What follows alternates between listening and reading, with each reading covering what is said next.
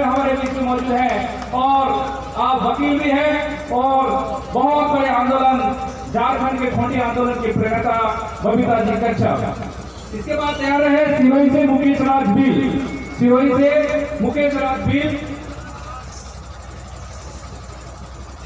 बिल्कुल बहुत जल्द मुकेश जी आए हो तो आगे आ जाए और जो वक्ता है पूरा समय का ध्यान रखें।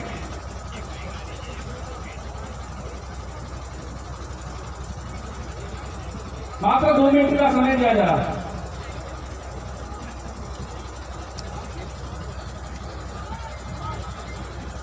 क्योंकि समय कम है इसलिए अपने सभी पुरखों को नमन करते हुए मैं अपनी बातों को शुरू करना चाहूंगी।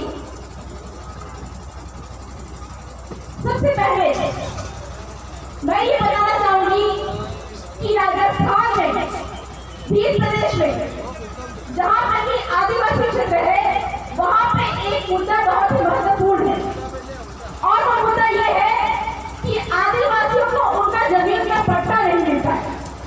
पर मैं आपको ये बता देना चाहती हूँ कि जमीन का पट्टा आदिवासियों को इसलिए नहीं मिला है क्योंकि अंग्रेजों ने कभी भी भीलों को गुलाम नहीं बनाया। आप लोगों को शायद ये जानकारी नहीं है। और जब यहाँ पे भीलों को गुलाम नहीं बनाया तो जमीन पे कब्जा कैसे किया? और इसी जानकारी के अभाव में आज हम सरकारों से जमीन का पट्टा मांगते हैं।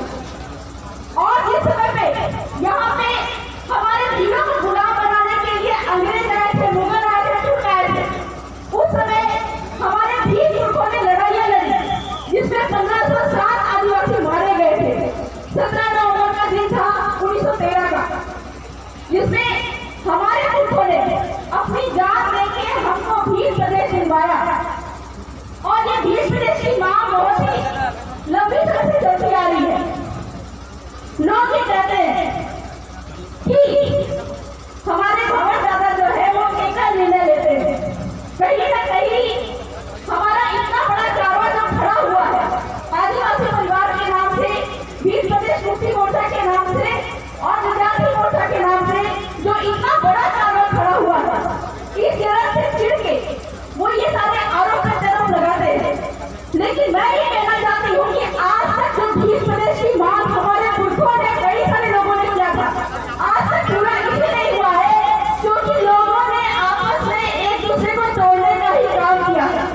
और हमारे भवन दादा, इनसे जब बात किया जाता है कि फलाना व्यक्ति काम नहीं कर रहा है, इनको हमारे बीच से निकालो, इनको हटाओ, तो भवन दादा का एक ही बात सामने आता है कि आदिवासी वर्सेस आदिवासी नहीं होना चाहिए, दो आदिवासियों के बीच में लड़ाई नहीं होनी चाहिए, सभी हमारे भाई हैं। और इसी जोड़ने का नतीजा है कि ये भील प्रदेश की मांग केवल आपके 4 राज्य या फिर सौराष्ट्र की तरफ नहीं जा रही है, बल्कि ये भील प्रदेश की मांग और चर्चा जो है हमारे झारखंड तक पहुंच गई है।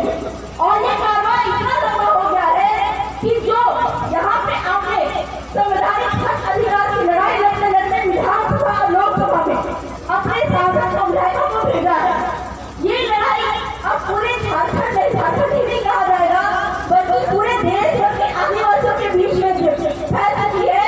और इस बहुत बड़े कारवां को देखते हुए लोग चाहते हैं कि जैसे संचालन यहाँ पे आदिवासी परिवार के द्वारा हो रहा है, पूरे देश के लोग भी इस लंबे कारवां को लेके आगे चले। तो मैं बहुत बहुत धन्यवाद देना चाहूंगी इस आदिवासी परिवार के कारवां को।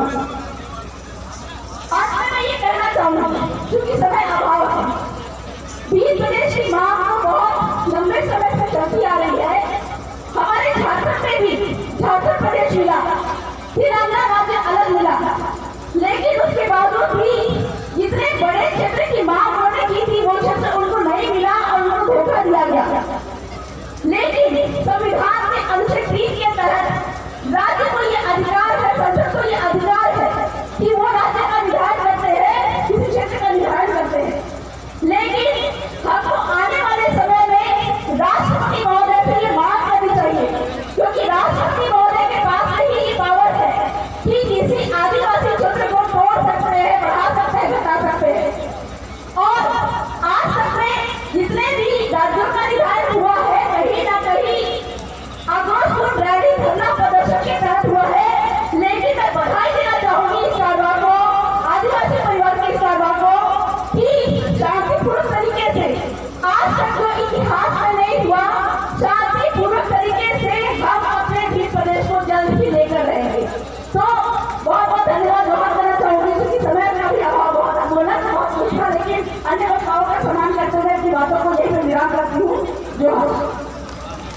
बहुत